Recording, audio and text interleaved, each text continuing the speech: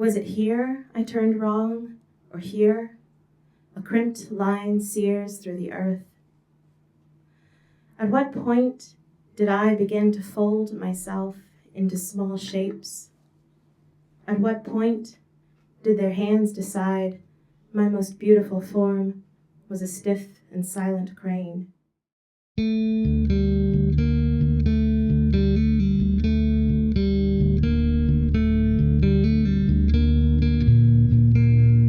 You're listening to The Fearless Reader, a podcast where writers share their prose or poetry and then discuss it. I'm your host, Deva Eveland.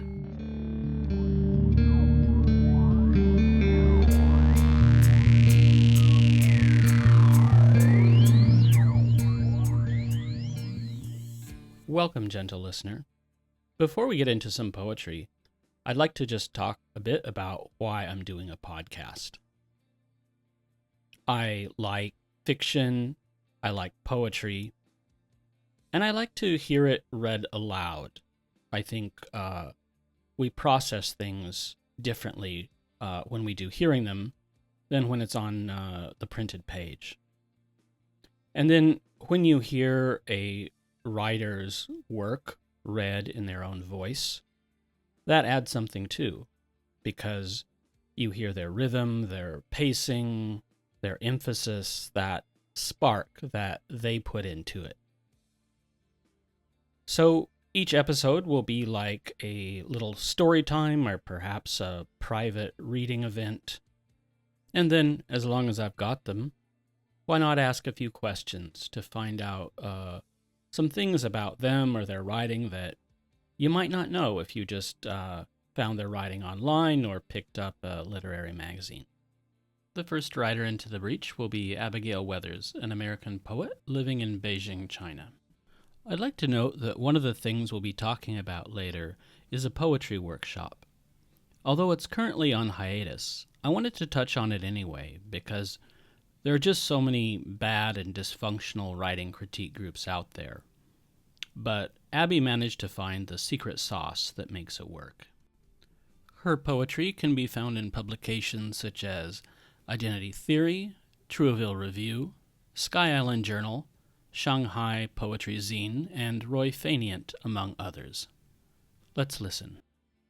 Oh my gosh, it didn't hit.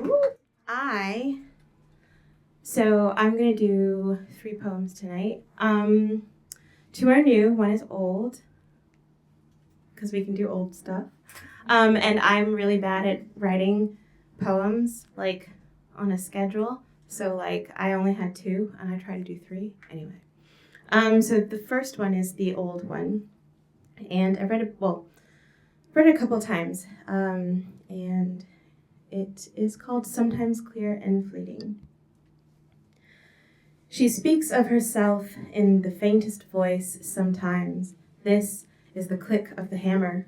This is the barely perceptible groan of the earth before ground becomes space. We have met before. By chance, our lines have intersected often. I am adept now at traffic orchestration, but sometimes. It is the way we are wired, to sip the occasional gulf of grief, flicker dancing between electric green, to forget which way the cars come from and how fast, stacking up neatly days dreamed with the rain and the sun-dappled past, and all of the years we should like to take with us next time, now knowing the scope of the sky is enormous, its edge cannot be perceived, can't be gripped, ripped away, or outrun. It is an overturned bowl of pink quartz, stained periwinkle, static and morning, so smooth and wide, one side might as well be the other. But home is a restless girl as well as kind. She moves on as plainly as she entered, and slips from my hands like bird song. Perhaps you can hear it too, the cries of the chuck-wills and the whippoorwills whooping and wailing through the pines. Oh wait, it's in a different document, sorry, okay. So that was the first one. The second. Okay, so the second one is actually, these are two that I did recently.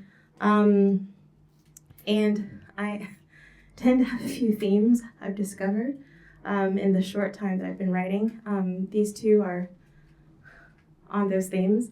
The first one is pretty simple and I hope self-explanatory.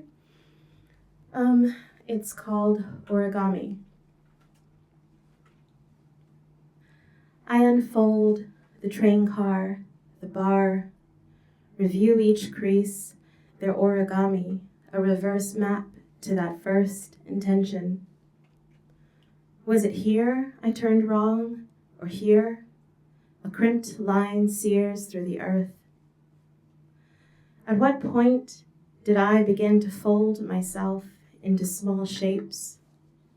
At what point did their hands decide my most beautiful form was a stiff and silent crane?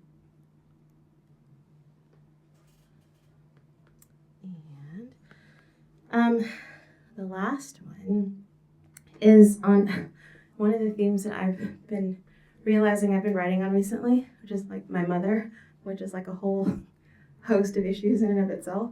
So this poem is about my mother, but it's also about my mother's relationship with her mother. And so the I is not me, and the I is my mother, but it's about, I've been very interested in her relationship with my grandmother, been exploring that through some poems. So this last poem is called Mother's Daughters. You are in the den starching linen. I am 6 years old, your girl, come in to prove myself. Backyard birds warble in time to your belt.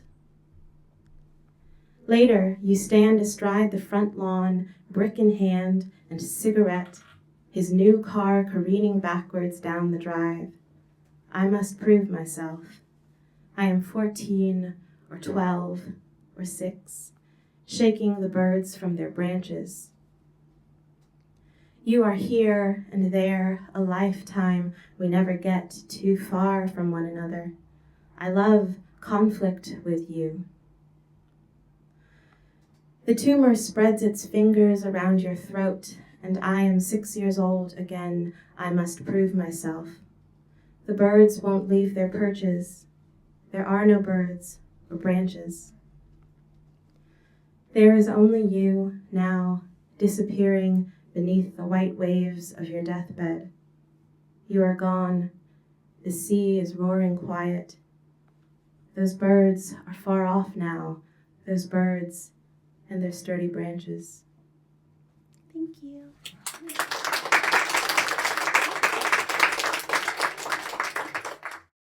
So, Abigail Weathers, welcome to the Fearless Reader podcast. Thank you for having me. It's good to be here.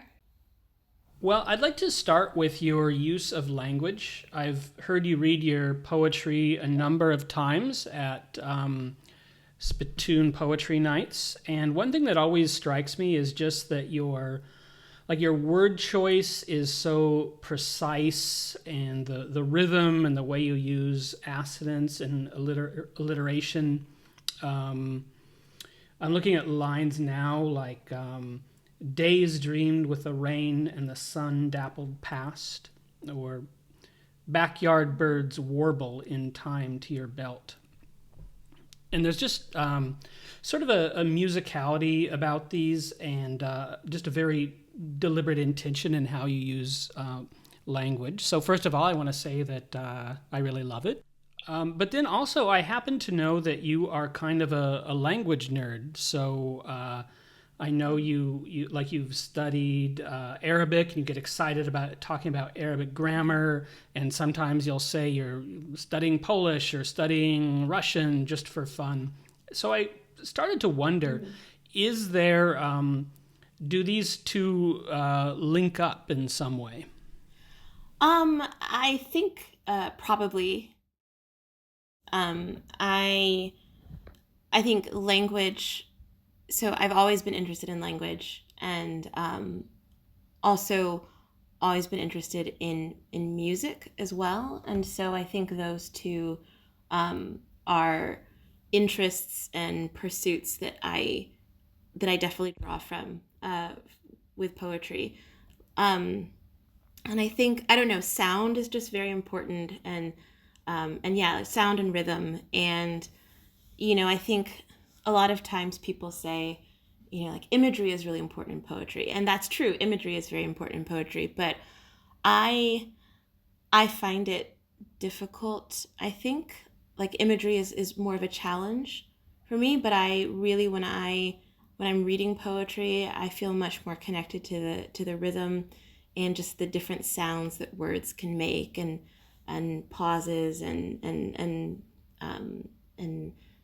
those sorts of features. And so when I write poetry, I feel very in tune to how things sound, and the balance of certain sounds and lines.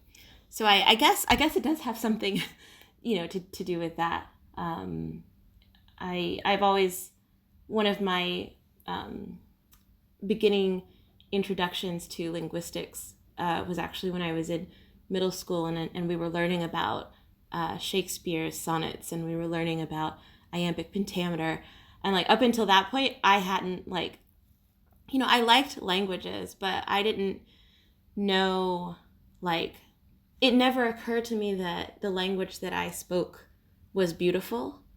I didn't see, I don't know, I guess I never thought about it. I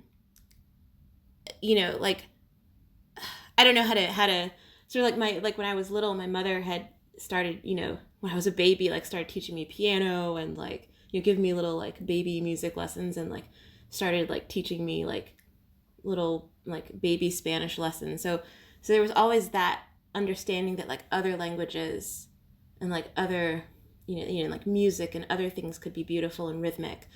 But then to start learning about sonnets and structure and meters, and then I once I sort of hooked onto that, I started going to the bookstore and buying books about English and the history of English and all of this stuff. And they kept mentioning linguistics, and so I started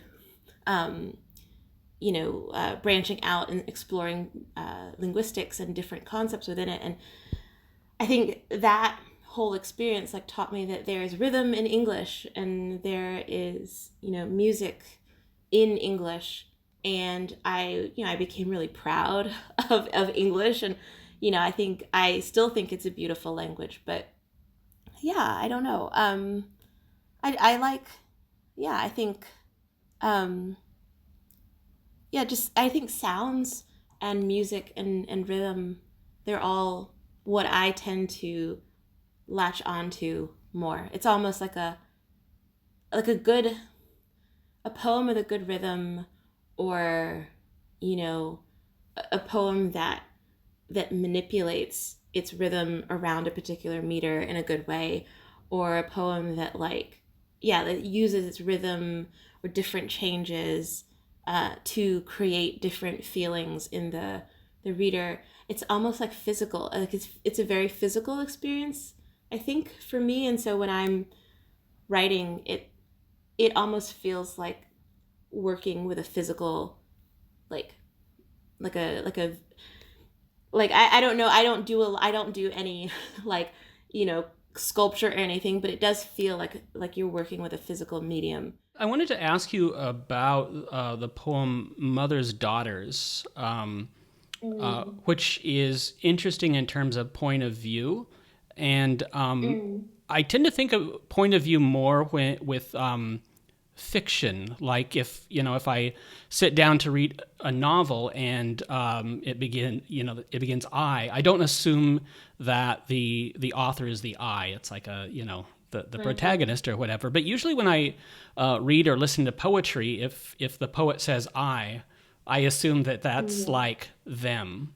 And Right. you made a conscious choice for the I to be your mother talking to her mother, and yet that also will still kind of relate with you and your life. So if you could just talk about that choice a little bit about the point of view in that poem. Yeah, sure. So, so I think for that poem, it came out of a sort of extended reflection and exploration of my relationship with my mother. And so I had written some other poems exploring that relationship, and there and so I think my mother and I didn't always have the easiest relationship, and she also had some difficulties and conflict with her mother, and so I had noticed this sort of like trend, or this sort of like generational passing down of like I don't know, just this difficulty, or clashing between mothers and daughters. And so I was sort of engaged in this wider thinking about my relationship with my mother, my potential future relationship with if I had a daughter, and wondering about what would happen then. But I also, in the course of that, I wanted to sort of understand why all of this was going on, and why we all sort of interact with each other as we did, and what could be some of the causes of that. And so part of that was fulfilled by other poems where the speaker was more closely linked to me. But I kind of wanted to go in a different direction, and in order to understand, or feel like I understood my own mother better, try to understand her relationship with with my grandmother, with her mother. I guess I was just thinking about how, like, we carry around this sort of personal mythology or something of our childhood, and then maybe at a certain point you realize, like, oh wait, my own parents carry something like that around too, and it goes from generation to generation. Yeah. It's centered around, in the poem, it's centered around my grandmother's death. And it was just, I think that in thinking about the sort of generational, relationship between mothers and daughters, and trying to understand different dynamics that happened, I had already kind of come to understand my mother not as this sort of like, as like a parent, but as like another person, with good aspects and flaws, and like we all have. But I think that when my grandmother was sick, and when she was dying, and then when she died, and then with her funeral, there are these stages where my mother kind of had to, it's almost like she was brought back to being a daughter again, and like where she may have had clashes with her own mother as an adult for so many years, and then all of a sudden at this time, at the end of my grandmother's life, everything was, I think, kind of brought back into focus. And so like it was interesting to me to explore this, like when you have a certain dynamic for so long with someone, and you're kind of equals, and then all of a sudden you're not someone having a relationship with another adult. You're like, your mom is dying, you're a daughter again, and then your mom is gone. And so that was really important, I think, not just on its own, but for me it gave me, I think, another way to understand my mother, and to sort of like understand kind of like the things that she was feeling, and kind of what that was like for her.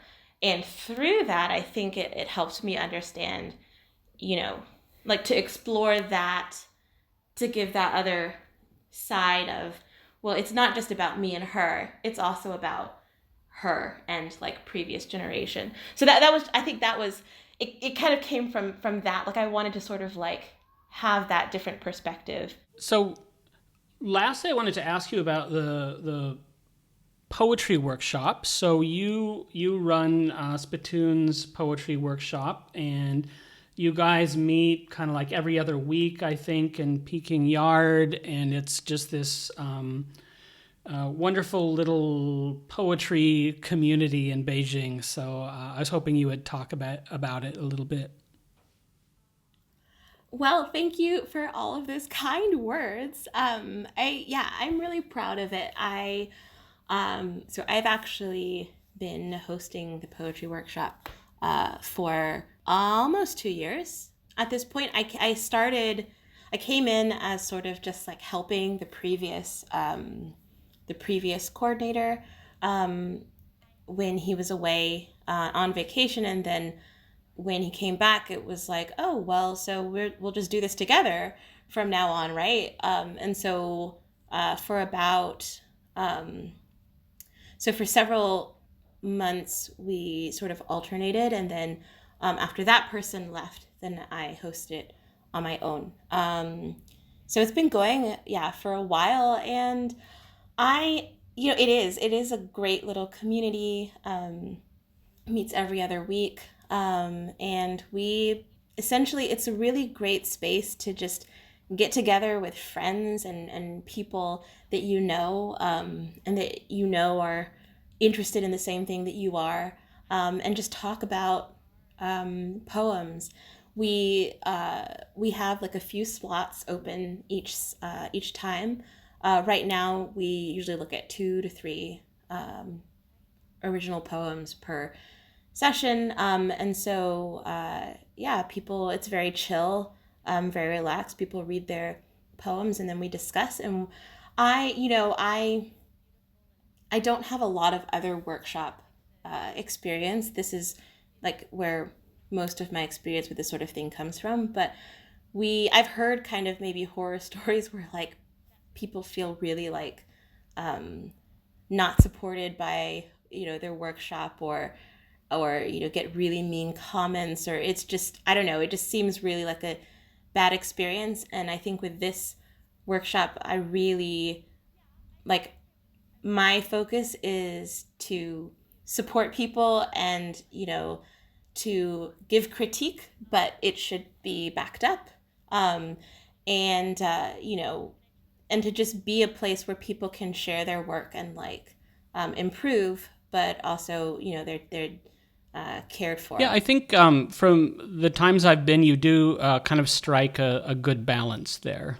That thank you. People don't leave in tears, but they do get some like serious and honest feedback on their poetry. It can be an interesting balance to strike, because you don't want to be mean, but you also want to give like actual like actionable feedback, like give something for them to to think about.